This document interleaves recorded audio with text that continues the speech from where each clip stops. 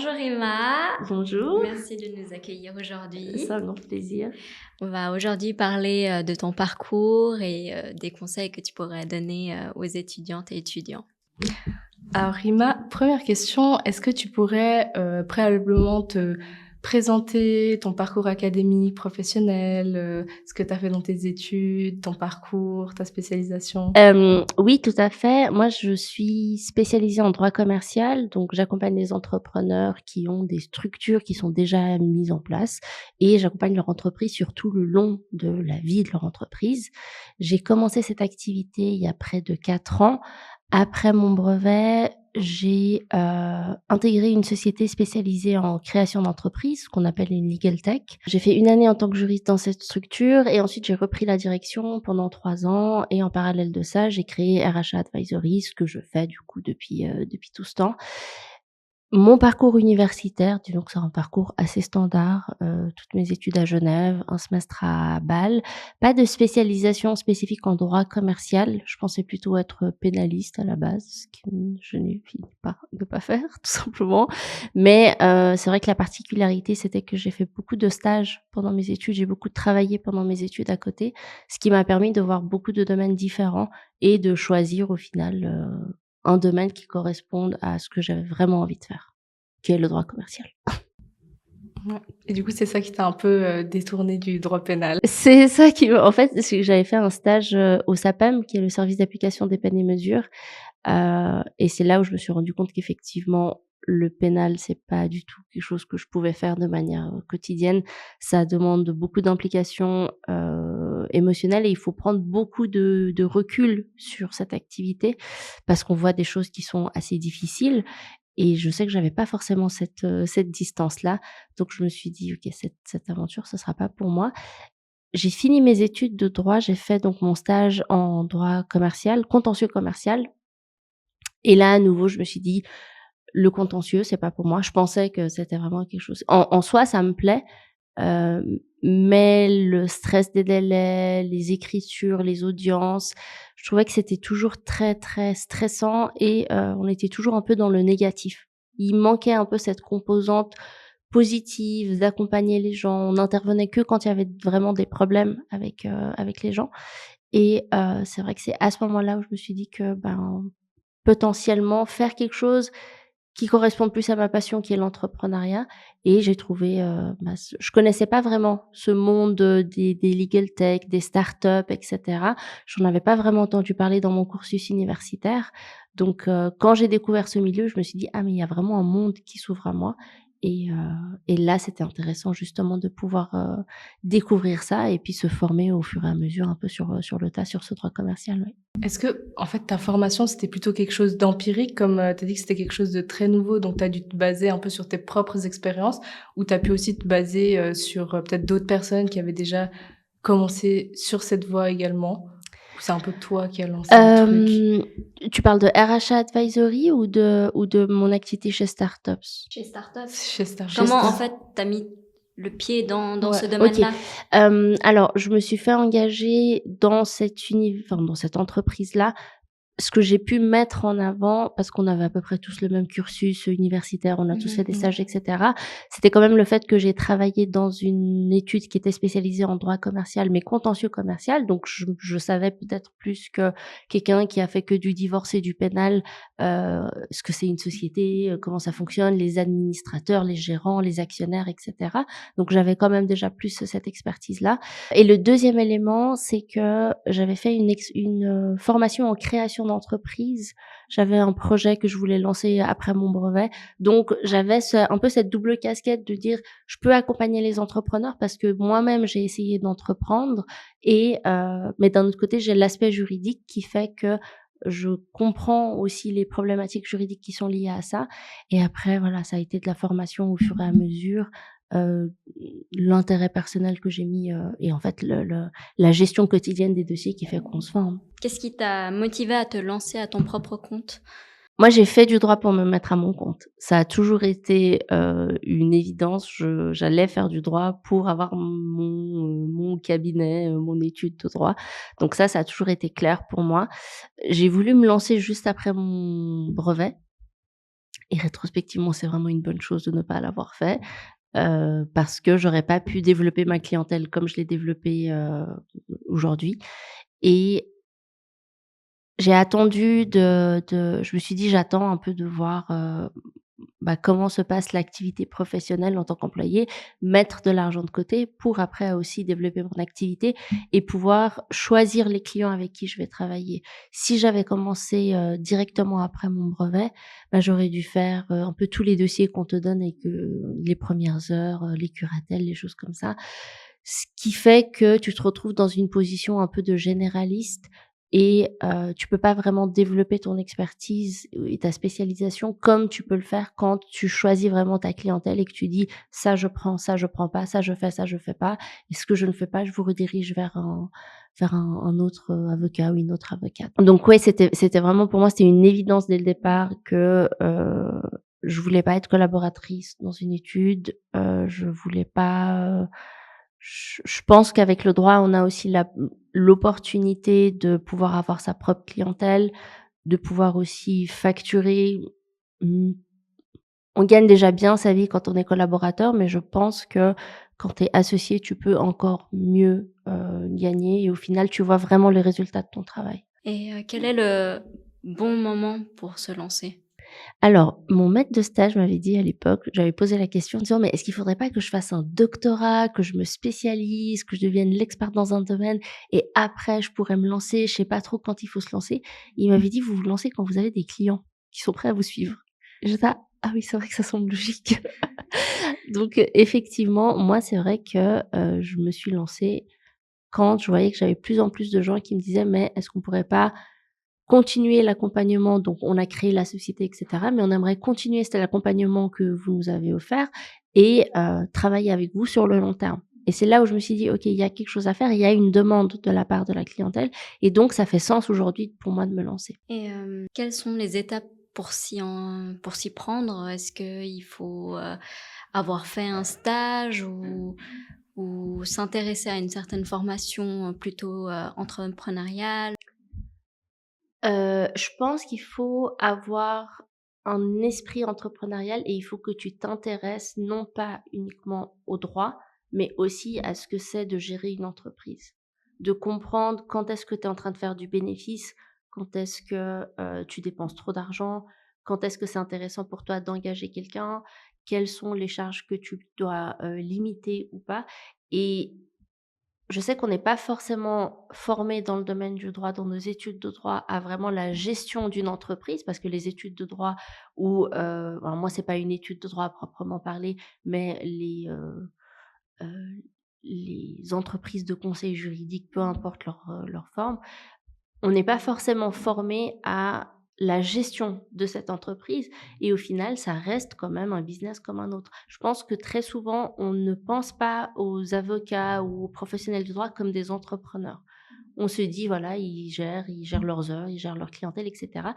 Mais c'est un business comme un autre, qu'on fait tourner et il faut vraiment avoir cette vision entrepreneuriale pour savoir dans quelle direction tu vas, quels sont tes objectifs financiers pour l'année prochaine, quels sont, comment est-ce que tu vas te faire connaître et cetera. Donc il y a vraiment une stratégie à adopter et pour ça, il faut s'intéresser tout seul, il faut prendre des livres, il faut lire et puis, il faut, je sais pas, regarder des vidéos, des choses comme ça ou même après poser des questions à, des avocats qui exercent en tant qu'indépendants depuis plusieurs années et voir un peu comment eux, ils gèrent aussi ça.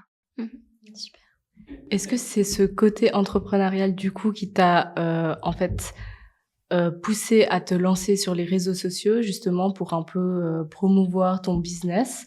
Ou est-ce que tu avais d'autres raisons aussi? Genre, pourquoi est-ce que tu t'es lancée parallèlement sur les réseaux sociaux? Moi, j'ai décidé de me lancer à mon compte, en faisant du droit commercial à Genève, qui est, je pense, le domaine le plus, concurrentiel et compétitif qui existe. Hem et donc il y avait vraiment la nécessité de se distinguer. Je me suis dit: comment réussir à se démarquer par rapport à toute la concurrence qu'il y a avec, par exemple, des très grandes études genevoises qui sont des études de droit commercial?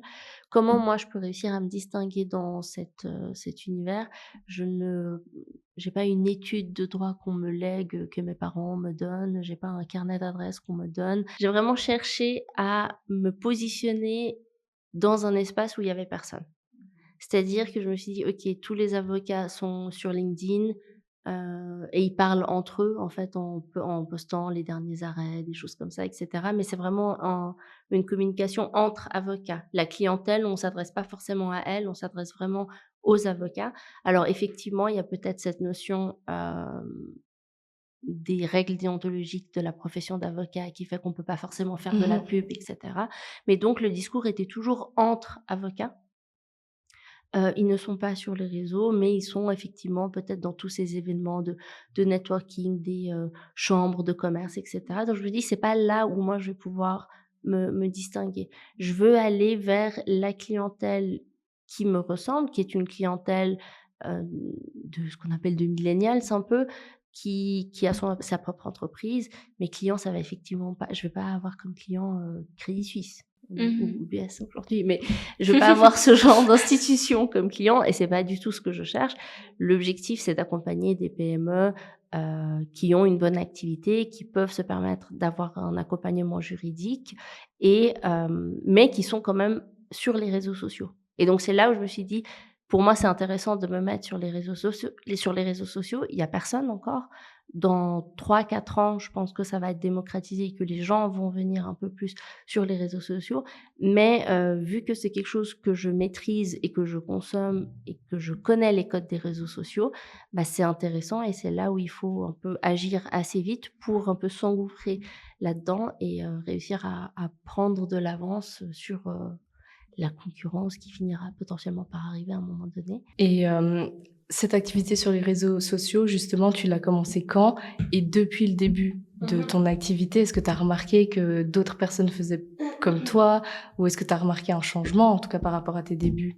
Ouais, j'ai commencé je crois que les premières vidéos, elles sont sorties en août 2022 et là, on est en mai 2025. 2025, ça va faire 3 ans que je fais ça.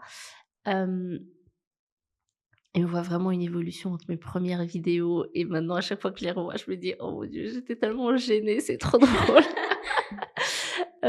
Mais effectivement, alors il y a encore pas grand monde qui fait ça.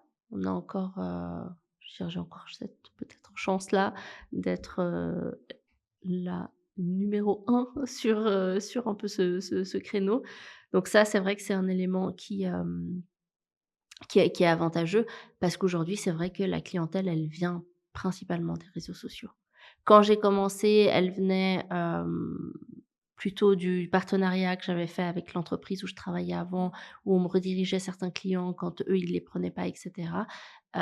Mais je me suis dit qu'il fallait pas que je sois dépendante de cette structure parce qu'on sait jamais ce qui arrive et à partir du moment où je me lance en tant qu'indépendante, je dois avoir différents canaux qui me permettent d'obtenir des clients et bah, les réseaux sociaux, ça a vraiment été un élément qui, aujourd'hui, est la source quand même principale de clientèle qui vient et hem, il y a aussi beaucoup de clients que je ne prends pas parce qu'il y a aussi beaucoup de gens qui me sollicitent pour des choses que je ne fais pas.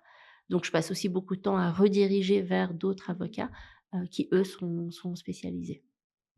Et selon toi, avec, cette ère digitale, est-ce qu'il est important que les avocates et avocats, se forment à l'utilisation des outils, des réseaux sociaux? Je pense qu'aujourd'hui, plus que jamais, les gens co travaillent avec des gens qu'ils connaissent. Heu, Aujourd'hui, la plupart des questions juridiques basiques qu'un client va avoir, il peut aller sur, ChatGPT et puis il trouvera à peu près une réponse. Hem, pour que quelqu'un se dise: «J'ai envie de travailler avec un avocat, avec un consultant juridique» et qu'il n'aille pas chercher, par exemple, juste un modèle de contrat sur internet, mais qu'il ait vraiment envie il y a différentes clientèles et bien évidemment qu'il y a des gens qui vont que aller sur hem, des, heu, des modèles gratuits, enfin ou payants et cetera, mais des gens qui ont envie d'un vrai accompagnement, ça va se faire sur La différence aujourd'hui, elle va se faire sur le relationnel qu'il va y avoir, sur le fait que, les gens pensent à vous quand ils ont quelque chose. Soit c'est quelqu'un qui arrive à créer ça et qui n'a pas besoin des réseaux sociaux.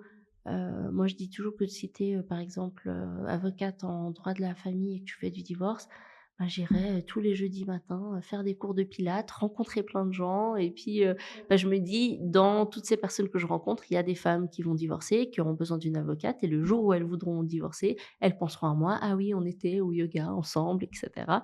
Donc au final, les réseaux sociaux, c'est une extension de faire ce réseautage, en fait. Donc soit on est capable de le faire et d'avoir un peu un domaine spécifique dans lequel on peut se créer un réseau. Peut-être qu'on a un hobby particulier qui est intéressant, mais si on n'a pas forcément ces éléments-là, bah, les réseaux sociaux, ça devient quand même un élément essentiel parce que ça fait que les gens peuvent apprendre à un peu plus te connaître et à penser à toi quand il y a quelque chose, quand il y a une problématique spécifique qui leur arrive. Heu, Tu es un peu top of mind en disant: «Ah oui, c'est vrai, ou même si c'est pas eux, ça va être un ami à eux qui va pouvoir te contacter parce qu'ils t'auront recommandé et cetera. Donc je pense qu'effectivement, ça va être de plus en plus difficile de se passer de de cette opportunité parce qu'en réalité, c'est une opportunité. La plupart du temps, c'est gratuit. On peut faire ça de manière, payante, payer des gens et cetera. Mais, simplement, par exemple, un avocat ou une avocate qui prend son téléphone et qui explique: «Voilà, aujourd'hui, j'ai eu à gérer un cas comme ça, je vous donne juste un conseil» et cetera, par rapport à son activité spécifique. Ce serait un peu, je dirais dommage de s'en priver. Mmh. Et pour reprendre un peu ce que tu dis, est-ce que tu as déjà, le fait que, en fait, tes clients te rencontrent un peu sur les réseaux sociaux, est-ce que tu as eu des retours de leur part par rapport à l'utilisation des réseaux sociaux, des retours positifs ou même négatifs? Alors, j'ai la chance d'être contactée que par des gens qui me font des retours positifs sur ma présence sur les réseaux sociaux. Je n'ai pas encore eu de client qui m'a appelé et qui m'a insulté parce que j'étais sur les réseaux. Non, bah, écoute, ouais, très honnêtement et c'est très, gratifiant et ça fait toujours très plaisir, mais le retour que j'ai toujours des gens qui me contactent, c'est: «Merci beaucoup pour tout le contenu que vous nous donnez, ça nous aide vraiment au quotidien» et ça fait vraiment plaisir de te dire que ce qui est proposé en ligne, au final, ça aide les gens et ça leur donne accès à des infos auxquelles ils n'ont pas forcément de manière générale. Hem La spécificité aussi du droit commercial, c'est qu'il y a beaucoup de choses les gens ne vont pas forcément penser à chercher ces choses sur internet. Ils savent pas que, il y a, voilà, il y a, je dis n'importe quoi, mais peut-être qu'ils ne sont pas au courant qu'ils ont besoin d'une déclaration de protection des données sur leur site internet s'ils ne vendent rien. C'est pas quelque chose auquel ils vont penser, donc avoir une vidéo qui leur explique en disant: «Attention, si vous avez un site internet, vous êtes obligé d'avoir une déclaration de protection des données». On leur donne des informations, hem, bah, de manière, heu, spontanée et ça leur permet de se rendre compte, en fait, de certaines problématiques, de dire: «Ah, c'est vrai» et potentiellement après, au fur et à mesure, de se dire: «Mais en fait, je me rends compte qu'il y a plein d'éléments sur lesquels je suis pas forcément au clair. Ce serait peut-être bien de la contacter et de prendre un rendez-vous avec elle et de voir un peu ce qu'il en est».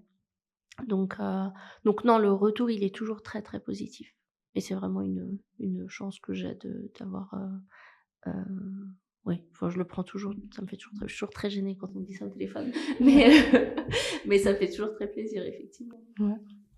Donc du coup, c'est assez positif, du côté des clients, donc Mmh du mh. côté des utilisateurs et des consommateurs de réseaux sociaux.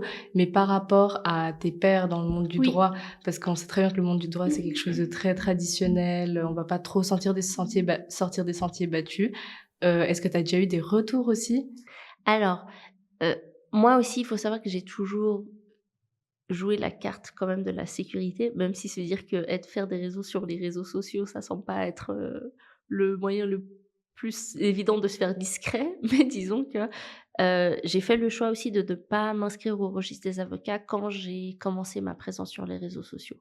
Je me suis dit: «Personne ne l'a fait, je n'ai pas envie d'avoir, la jurisprudence, RIMA sur, Ouais, est-ce qu'on a le c'est droit d'être sûr. sur les réseaux ou pas? Est-ce que, une personne qui parle de droit, c'est OK sur Instagram, sur YouTube et sur TikTok?» Je me suis dit: «Je laisserai une personne peut-être un peu plus, audacieuse, faire le test et voir, ce que le tribunal fédéral en dit». Donc j'ai vraiment fait ce choix de sortir, enfin en tout cas de ne pas m'inscrire au registre, des avocats et la manière dont j'aborde mes vidéos, j'essaie quand même toujours de respecter la profession. C'est-à-dire, on est toujours dans un cadre professionnel, je suis toujours en tailleur, je suis toujours, assise en train de parler, je fais pas des vidéos dans ma salle de bain en train de me maquiller pendant que j'explique des concepts juridiques et cetera. Il y a quand même une ligne assez fine entre conserver une image professionnelle, qui est quand même nécessaire pour moi, parce qu'au final, il y a des clients qui sont derrière, avec qui je travaille, et un peu casser les codes et réussir à trouver cet équilibre un peu. J'ai préféré dès le départ être assez stricte sur ce que j'acceptais de faire, ce qui frustrait souvent les gens qui travaillent avec moi, les équipes marketing qui travaillent avec moi en disant: «Mais est-ce qu'on pourrait pas essayer des concepts, des choses comme ça?» J'étais toujours assez en train de dire: «Non, non, non, mais attendez, moi je veux vraiment, je» parce qu'en fait, on n'a pas non plus un moment d'avoir un bad buzz et de se dire, moi en tout cas, je sais que j'ai vu des exemples d'avocats et d'avocates françaises qui se sont retrouvés dans des situations au final, parce que l'usage des réseaux sociaux, il n'était pas géré, comme il faut. Donc il faut quand même un peu faire attention. Par rapport aux gens qui font également du droit, j'ai jamais eu de retour direct de personne qui est vraiment venue en face de moi pour me dire, «C'est scandaleux ce que vous faites». Les retours ont toujours été positifs, mais j'ai bien évidemment eu des échos, qui étaient que quand j'ai commencé, en fait, il y a eu une sorte de remous où plusieurs avocats se sont un petit peu, choqués en disant: «Mais elle a pas le droit de faire ça, pourquoi elle fait ça? Enfin, ça va pas du tout». Et que, quelques mois plus tard, ils sont revenus en disant, «Bon, maintenant, on aimerait bien faire la même chose. Comment on fait pour faire les vidéos?» En fait, on voit que ça marche ce qu'elle fait, donc heu, donc voilà, et on voit aujourd'hui quand même de plus en plus de professionnels du droit qui font des capsules, des vidéos, des choses comme ça, ce format un peu vidéo qui rentre un petit peu plus dans les mœurs. Alors je dis pas que j'en suis à l'origine, mais c'est vrai que ça s'est peut-être un peu plus démocratisé, c'est peut-être un peu moins choquant aujourd'hui que, on voit plus de vidéos sur LinkedIn, on voit plus de gens qui font ce genre de choses-là. Donc j'ai l'impression qu'avec les années, les choses rentrent un peu plus dans, c'est moins choquant, disons, voilà.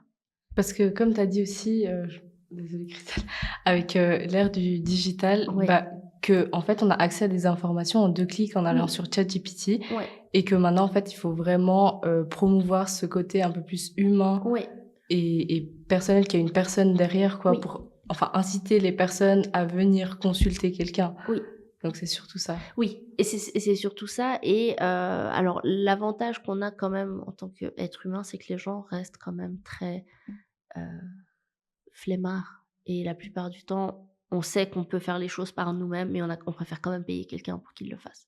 On a soit le temps, soit l'argent, et donc des fois, on va quand même se dire: «Bon, je préfère payer quelqu'un, pour qu'il s'occupe de ça», et c'est là où les personnes qui aujourd'hui sont facilement reconnaissables du grand public pourront se distinguer. Parce que comment trouver l'avocat qu'il nous faut alors qu'on sait qu'il y a, on a accès à toutes ces informations en ligne? Il faut moi, mon objectif, c'est toujours de me dire: «Il faut que la personne se dise: "Je sais que je pourrais faire ça sur ChatGPT, mais bon, je connais, Rima de toutes les vidéos qu'elle fait, elle m'inspire confiance, mais en fait, je vais quand même préférer aller vers elle parce que j'ai un peu la flemme de faire ça par moi-même», et il y a aussi le transfert de la responsabilité qu'on donne à l'avocat. Comme quand on va chez le médecin, enfin non, peut-être pas forcément comme on va chez le médecin, mais le transfert de responsabilité qu'on donne à l'avocat, de se dire: «Je vous paye pour 1 heure d'entretien, je vous pose des questions et après je prends des décisions sur la base de tous les conseils que vous m'avez donnés». Donc si à un moment donné, heu il y a une erreur ou il y a un problème, je sais que la personne que j'ai payée, je pourrais me retourner contre elle. C'est un peu difficile de se retourner contre ChatGPT. Donc ça permet aussi aux gens d'avoir cette sécurité de se dire, heu: «Je sais qu'en me dirigeant vers un professionnel, je m'assure aussi».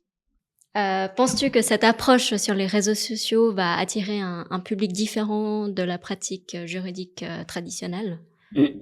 Hem, alors, je pense que moi, je sais que quand je parle avec des avocats, il y a beaucoup de cet imaginaire qu'en réalité, vu que je m'adresse à des gens qui sont sur les réseaux sociaux, la clientèle qui vient, c'est vraiment un peu, disons, monsieur et madame tout le monde, il y a un peu de tout et de rien. Il y a un très gros filtre qui est le prix que ça coûte. Mmh. Donc moi, aujourd'hui, je facture 440 francs de l'heure. Ça fait quand même un très, très, très gros filtre sur qui est vraiment prêt à payer 440 francs de l'heure pour parler 1 heure à une personne. Donc, la clientèle qui vient, c'est quand même une clientèle qui recherche des conseils juridiques. Moi, disons que mon client type, c'est, un homme de 35-45 ans qui a travaillé 10 ans dans une entreprise, qui était cadre de cette entreprise, qui, développe un projet plutôt en lien avec les nouvelles technologies ou qui est quand même, disons, à l'aise avec les technologies. Donc bien évidemment que ça va lui parler, en fait, d'avoir quelqu'un qui a l'air de comprendre, ces éléments technologiques, qui est sur les réseaux, qui est à l'aise et cetera. Et c'est surtout quelqu'un qui aujourd'hui, il a l'expérience nécessaire pour savoir qu'il va pas passer du temps, lui, à rédiger ses contrats. Qu'il paye des gens qui sont compétents pour ce faire et donc au final, le filtre, il se fait naturellement. Bien évidemment qu'il y a beaucoup de demandes, qu'il y a beaucoup de gens qui me contactent pour des choses sur lesquelles je peux pas forcément les accompagner. Il y a beaucoup de gens, et ça, mes messages sont inondés de ça, de gens qui me posent des questions pour des conseils gratuits. Bah, bien évidemment, ça, moi, je peux pas fournir des conseils gratuits. Donc soit je redirige vers des vidéos, soit on redirige vers des entretiens, mais j'estime qu'il y a suffisamment d'informations gratuites qui sont fournies pour que, les gens puissent en tout cas avoir, des éléments un peu clés pour qu'ils puissent s'orienter. Donc effectivement, la clientèle que j'ai, c'est une clientèle qui correspond à ce que j'ai enfin, la clientèle que j'ai, c'est une clientèle avec qui en fait, j'arrive la clientèle que j'ai, c'est une clientèle que je vise. C'est-à-dire que j'arrive quand même assez bien à targeter qui sont les personnes avec qui j'ai envie de travailler et je vais pas prendre des profils qui sont peut-être, hem encore très, très petits, donc des toutes petites, structures un peu indépendantes et cetera. Je travaille quand même exclusivement qu'avec des SARL et des SA, mais pas des sociétés et comme je disais, je vais pas travailler avec UBS. Ils vont pas venir me voir et je ne cherche pas à attirer ce genre de clientèle parce que j'ai pas la structure nécessaire pour pouvoir absorber ça. Donc à un moment, c'est juste qu'on est réaliste sur quelle est la clientèle avec qu'on vise et est-ce qu'on arrive à viser cette clientèle? Et aujourd'hui, la stratégie sur les réseaux sociaux qui a été développée, bah, elle permet quand même d'atteindre cet objectif. Donc oui. Tu nous disais que tu avais souvent des messages, que, bah, il y a quand même ce côté de gestion de ce réseau social, Mmh mh. Instagram, LinkedIn, TikTok, mais en même temps, il faut gérer les dessus. Donc, comment tu décrirais une journée, de 24 heures avec Rima? Alors, bon, première chose, c'est que moi, j'ai la chance d'avoir des personnes qui s'occupent des réseaux sociaux pour moi. Par exemple, là, je suis partie 2 semaines en vacances, heu, il y avait des stories qui étaient postées, il y avait des vidéos qui étaient postées, donc en fait, personne ne savait, je n'étais pas là. Ce qui permet quand même, d'avoir vraiment une bonne gestion des choses. Aussi, tout ce qui est commentaires, c'est pas forcément moi qui vais répondre, enfin, commentaires, messages privés et cetera, parce qu'effectivement, moi, j'arrive pas à gérer ça. Mais disons qu'une journée type, avec moi, c'est que je commence pas à 5 heures du matin, ça c'est sûr. Non, disons que je commence à 9h30, 10h. Je suis beaucoup plus productive l'après-midi et en fin de journée. Ça, je me suis rendu compte aussi avec les années et à partir du moment où j'ai pu me mettre à mon compte, je me suis rendu compte que j'ai aussi la possibilité maintenant de travailler selon mon rythme à moi et que je n'ai pas de compte à rendre à qui que ce soit. Donc en fait, je peux suivre mon rythme. Le matin, ça va être, voilà, un peu gestion des emails, des choses comme ça. Et après l'après-midi, ça va vraiment être le travail de fond sur des contrats, sur des rendez-vous clients, des choses comme ça, où là, je peux vraiment faire des blocs de 4-5 heures où je travaille non-stop pour me concentrer sur un dossier. Et après, une fois par semaine ou une fois toutes les 2 semaines selon comment on s'organise, une après-midi, ça va être tournage. Et après, bien évidemment, à côté de tout ça, il y a toujours les stagiaires à côté de moi, tout ce qui est, marketing. Donc, vérifier la vidéo du jour, vérifier que tout est OK et cetera. Mais ça, on essaye de le faire, à des moments assez ponctuels pour que je puisse quand même avoir des moments où je peux vraiment me concentrer sur ce que je fais. Parce qu'il y a quand même beaucoup de choses différentes à gérer. On a le studio de podcast, on a, RH Advisory, donc vraiment la clientèle. Hem et on a tout ce qui est la partie personal branding, réseaux sociaux, vidéos, et cetera. Donc ça fait quand même différentes choses à gérer, mais toute seule, effectivement, aujourd'hui, je pense que j'arriverai plus à gérer, ou je referai des journées de 8h, 22h, comme je l'ai fait quand j'ai commencé, quand j'ai lancé RH Advisory, c'était comme ça. Parce que j'avais gardé mon travail à 50%, donc je travaillais le matin pour eux, l'après-midi, je travaillais sur mes dossiers, et le soir, je faisais tout ce qui était création de contenu, rédaction des vidéos, des choses comme ça. Donc je faisais vraiment des journées, j'avais 3 différentes journées dans une journée. Ce que, aujourd'hui, j'ai la chance de ne plus avoir à faire, parce que, moi, j'ai fait ça, ouais, pendant 2-3 ans quand même, Mmh. et ouais, aujourd'hui, je peux juste me concentrer là-dessus et déléguer un maximum. Ouais. Parfait. Et comment t'es venue, l'idée de lancer un studio de podcast? Alors, le studio de podcast, je l'ai créé parce que, alors moi, je filmais, donc comme je disais, ça fait 3 ans que je fais ça. Je filmais dans mon bureau, et c'était toujours compliqué quand il y a des clients qui venaient.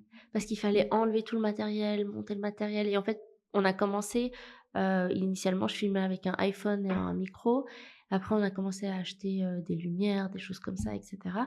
Donc j'ai commencé à avoir du matériel de plus en plus professionnel, et c'était, un setup un peu comme celui-ci, mais dans mon bureau. Donc Mmh. ça devenait compliqué à gérer. À chaque fois, j'avais pas forcément assez d'espace pour tout ranger, et cetera. Et puis j'ai écrit sur Instagram en disant: «Est-ce que quelqu'un connaît un studio assez sympa qu'on pourrait louer?» Et il y avait pas.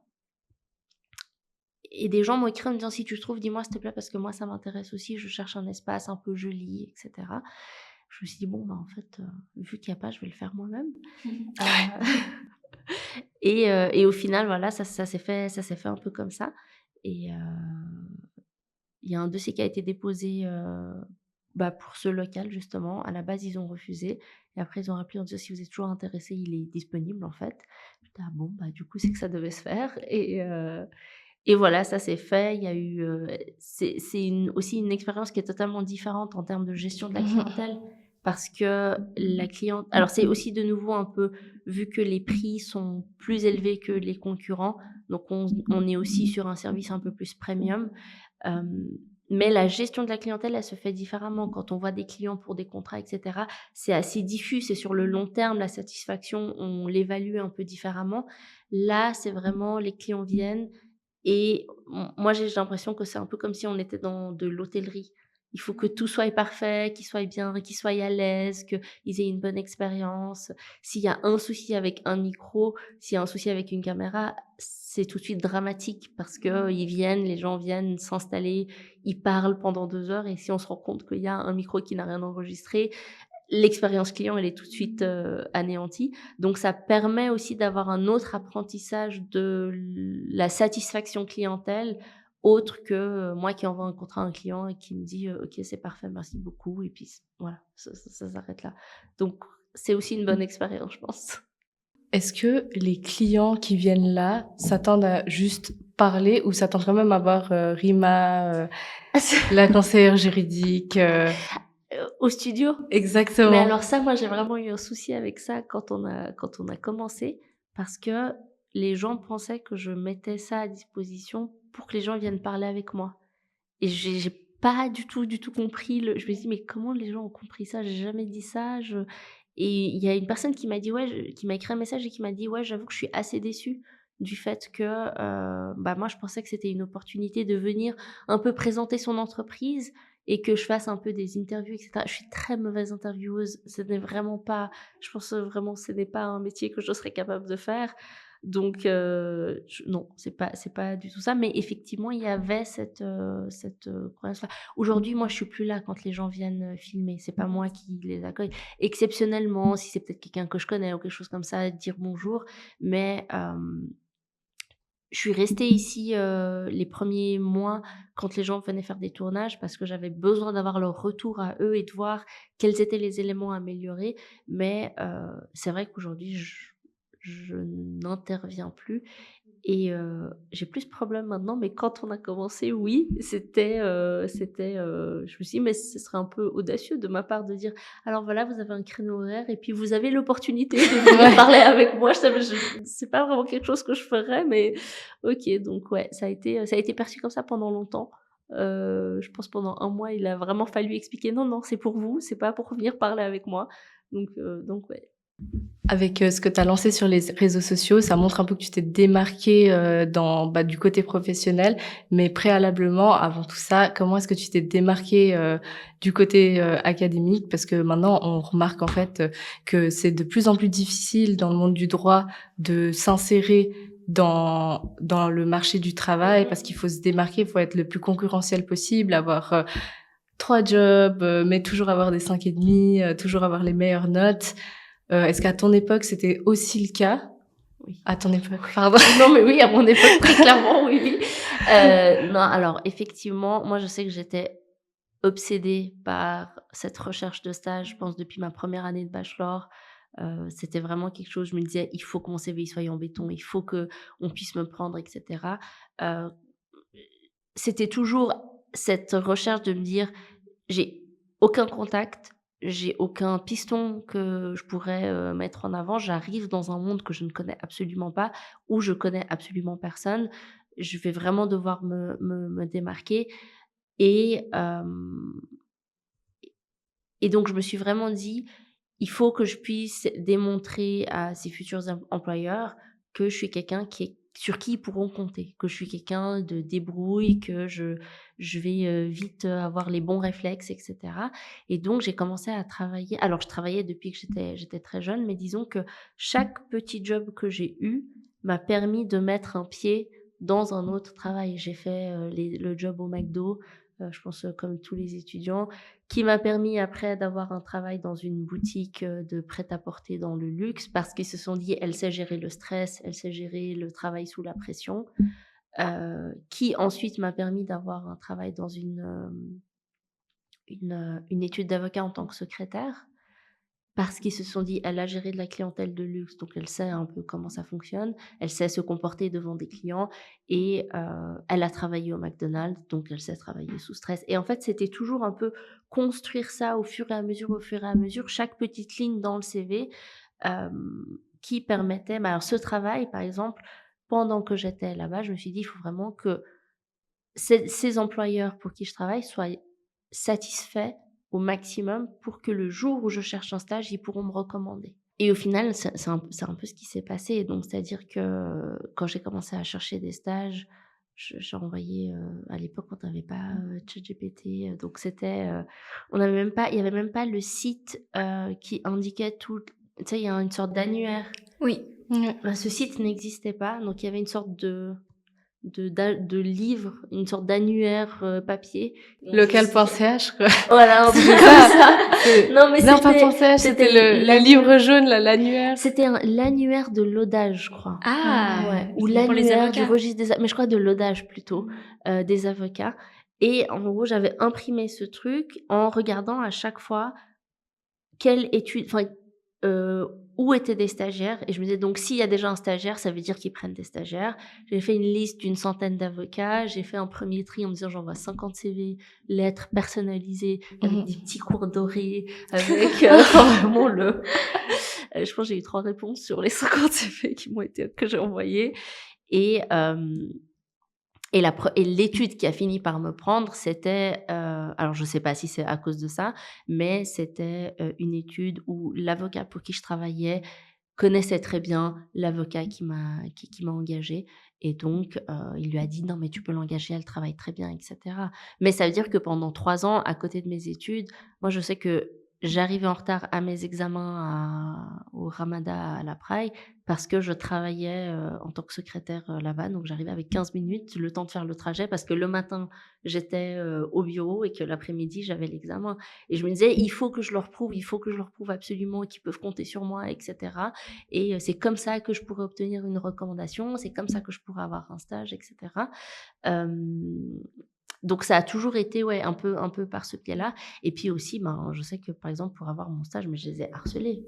Enfin, vraiment, je et c'est aussi la même chose quand j'ai eu mon 1er travail. Enfin, je leur disais: «Si vous ne me prenez pas moi, je sais pas qui vous allez prendre, je suis la personne qu'il vous faut». Enfin, vraiment, je pense que j'ai pas eu de honte à dire, vraiment: «Non, mais il faut me prendre, vraiment, je suis la personne qu'il vous faut». Et et c'est vrai que, ouais, pour ce stage, à un moment, j'avais envoyé 50 dossiers, j'avais pas de retour, j'avais fait un entretien, c'était catastrophique, je savais pas faire des entretiens à l'époque, enfin, Vraiment la catastrophe, il y a rien qui allait et j'en avais vraiment marre et à un moment, je me suis dit: «Mais en fait, tant pis» et j'ai pris le téléphone et j'ai appelé pendant, je pense 10 fois la même journée l'étude d'avocat et la secrétaire me disait: «Non mais enfin, il est pas là, il est pas disponible». Et vraiment, elle était là: «Bon madame, faut nous laisser tranquille» et j'étais là: «Non mais moi, je veux lui parler, j'en ai marre. Ça fait 3 mois que j'attends une réponse, je veux savoir si on me prend ou pas». Et puis au final, ben, je pense 2 jours plus tard, il m'a appelé en étant là genre: «Vous voulez quoi?» «Laissez-nous tranquilles» et au final, ouais, au final, je lui ai dit: «Non, mais moi j'aimerais encore un entretien avec vous», j'avais dit une phrase, qu'est-ce que j'avais dit? Et je me suis dit: «Mais» je pense qu'il s'est dit: «Oh mais quelle folle, je crois pas». J'avais fait un entretien avec sa collaboratrice et donc moi, à ce stade, je n'avais aucune autre option de stage, qui était ouverte à moi et quand on s'est parlé, je lui ai dit: «Moi, j'aimerais faire un entretien avec vous parce que j'estime qu'un entretien avec votre collaboratrice, c'est pas suffisant pour savoir si j'ai envie de venir chez vous ou pas». Et vraiment, il était là: «OK, bon». Il m'a dit: «Alors, mardi?» «Non, mardi, je suis pas disponible». «Bon, bah, jeudi».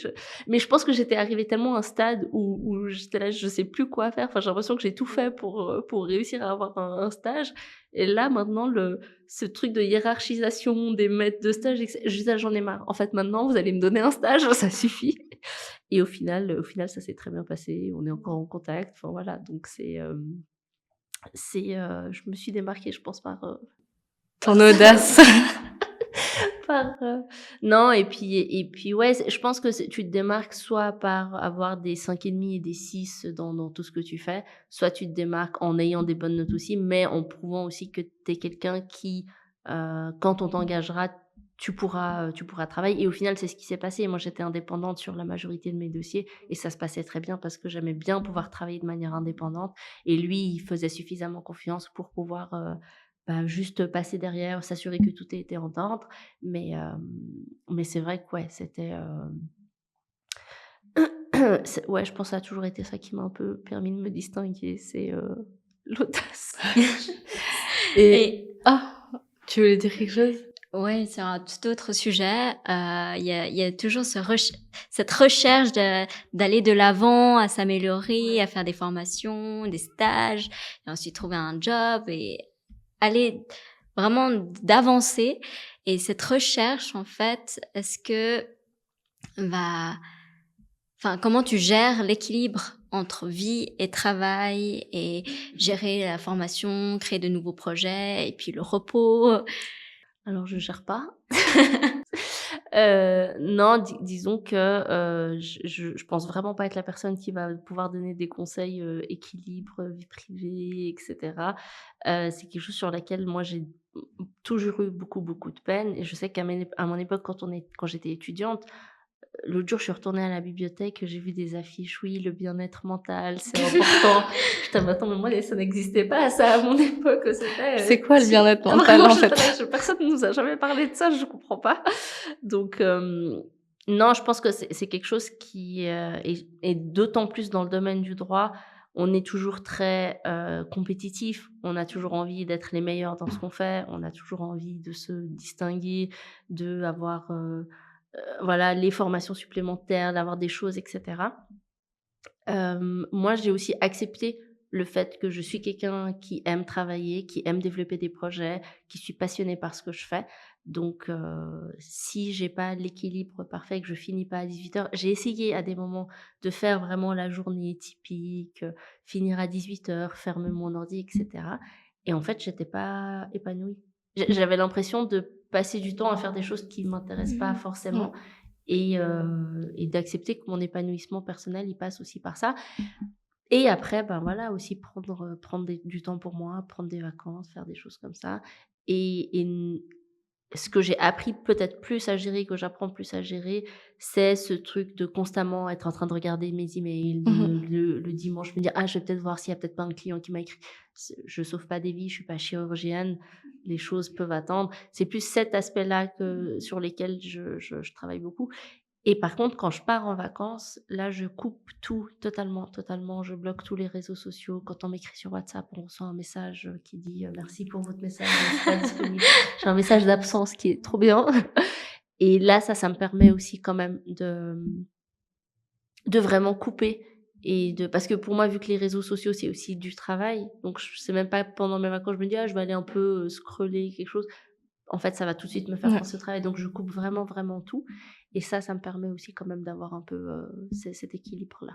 Et en rapport avec les études, est-ce que selon toi, c'est essentiel d'avoir le brevet d'avocat pour pouvoir ensuite faire autre chose, Alors, je pense que si tu as l'opportunité de le faire et de passer ce brevet, moi, je conseillerais toujours de le passer parce que c'est toujours un acquis et même en termes de salaire, ça te per et de postes auxquels tu peux accéder, tu as quand même accès à des meilleurs postes et tu as quand même accès à des meilleurs salaires quand tu as ton brevet. Ça ne veut pas forcément dire que tu vas être obligé d'être avocate ou avocat dans une étude d'avocat, mais ça te positionne comme quelqu'un qui a fini tout ce cursus et si un jour tu décides de retourner en études d'avocat, tu sais que tu as ton brevet et que tu peux, travailler. Donc je me dis toujours si tu as l'opportunité en termes de temps, en termes d'argent, de faire ce brevet d'avocat, ce serait dommage de s'en priver,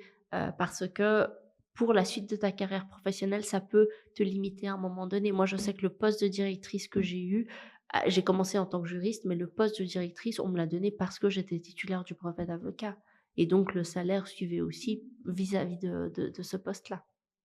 Donc heu donc oui, c'est important. Maintenant, effectivement, la problématique, c'est que tout le monde passe le brevet et donc ça veut aussi, au bout d'un moment, plus forcément dire grand-chose. On peut plus travailler sans master, sans bachelor. Les entreprises demandent aux gens. Mais si j'ai une jeune étudiante qui me pose la question, je vais pas dire non mais attends, faut que le système change. Donc toi, ne passe pas ton brevet. Enfin, individuellement, oui, passe ton brevet, mais effectivement, le système en tant que tel, où on demande des diplômes. Enfin, moi, par exemple qu'on me demande le brevet pour un poste de directrice, ça n'a enfin, c'est des compétences qui sont totalement, distinctes, donc ça n'a pas forcément d'intérêt, mais la réalité aujourd'hui du marché, elle est telle que que c'est nécessaire, ouais.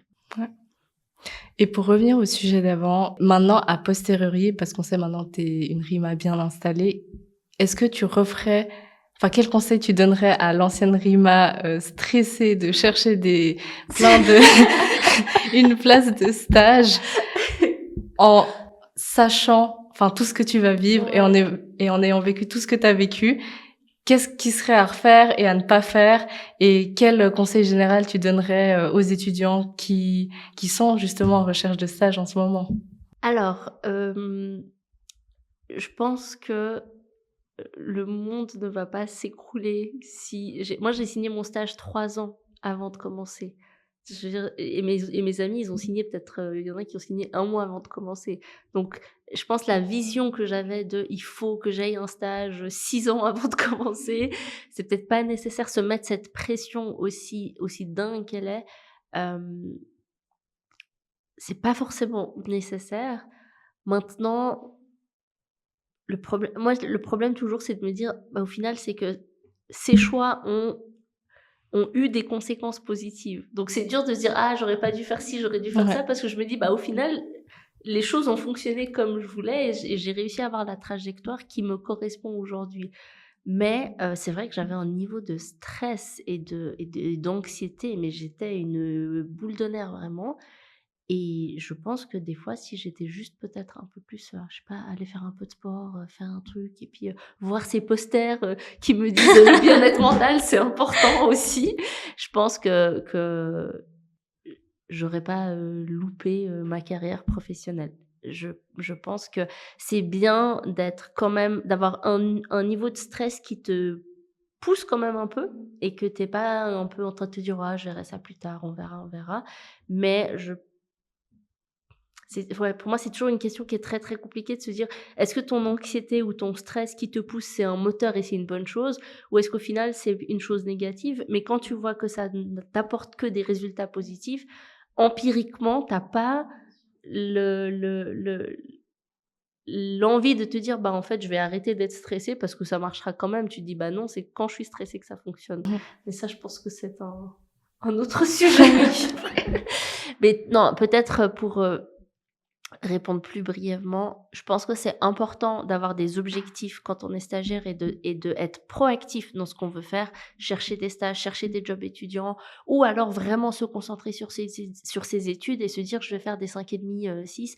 Si on a envie d'avoir un pied après dans, par exemple, une grande étude ou des choses comme ça, faut savoir aussi un peu ce qu'on vise comme structure, avoir un plan qui est quand même assez bien structuré, mais prendre un samedi après-midi une fois pour aller, en été, aller à Genève-Plage, on va pas mourir, ça va aller. Enfin, je pense que ça permettra aussi de moi, il y a quand même des jours où on passait des journées à la bibliothèque, faire du 8h-22, et puis en fait, on a travaillé 2 heures parce qu'on n'arrive pas à se motiver à travailler.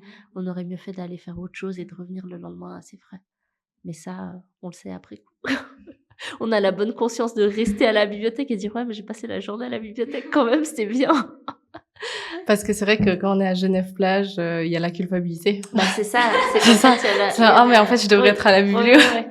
Mais je pense que c'est justement cette capacité, ça m'arrive moins aujourd'hui, hein. Franchement, ça m'arrive peut-être là, j'ai le souvenir de une fois peut-être sur ces 2 dernières années où je suis vraiment installée, je suis là, j'arrive pas du tout à travailler et je me suis dit: «Bah, là, je vais pas faire comme quand j'étais en études». Je me suis levée, j'ai pris mon vélo, puis j'ai été faire un tour et j'ai arrêté de travailler pour la journée et le lendemain, j'étais beaucoup plus, efficace.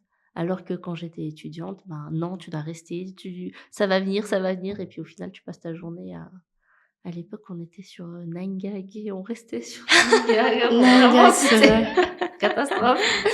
Donc ouais.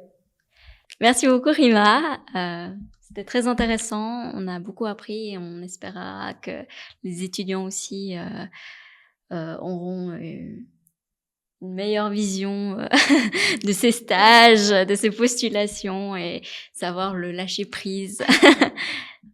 Puis merci aussi de nous avoir invités dans ton studio. Avec On a la plaisir. chance d'avoir du coup Rima, la conseillère juridique devant nous. Ouais. C'est un plaisir, vraiment, c'était un plaisir de vous accueillir. Merci beaucoup, bah, pour toutes vos questions et puis j'espère que ça sera utile pour tous les étudiants qui regarderont ça et de se dire qu'il y a différents chemins qui existent et qu'on n'est pas obligé d'être, avocat, collaborateur, mais qu'on peut faire plein de choses et qu'il y a de la place pour la créativité aussi si on veut.